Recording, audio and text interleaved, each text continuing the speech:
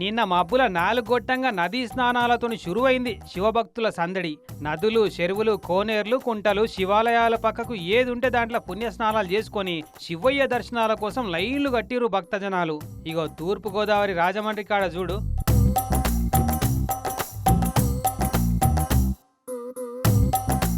ఇక రెండు తెలుగు రాష్ట్రాల శివాలయాలన్నీ భక్తుల తాకిడికి తట్టుకోలేకపోయినాయి అనుకోరాదు. మామూలు భక్తులే కాకుండా విఐపీలు, వివిఐపి భక్తులు కూడా లైన్లు కట్టి శివయ్య దర్శనాలు చేసుకున్నారు.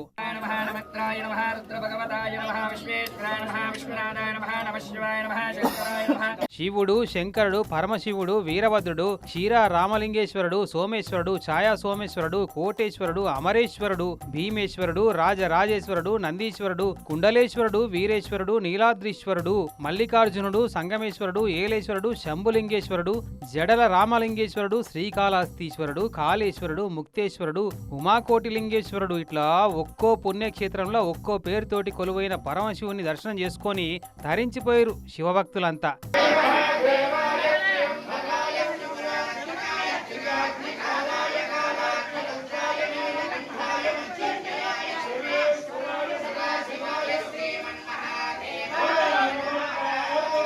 పొద్దుగాల శురువైందంటే అర్ధరాత్రి దాకా నాన్ స్టాప్ గా నడుస్తూనే ఉన్నాయి దర్శనాలు. భక్తులను అనుగ్రహించలేక శివయ్యకే యాష్ట రావచ్చుగా.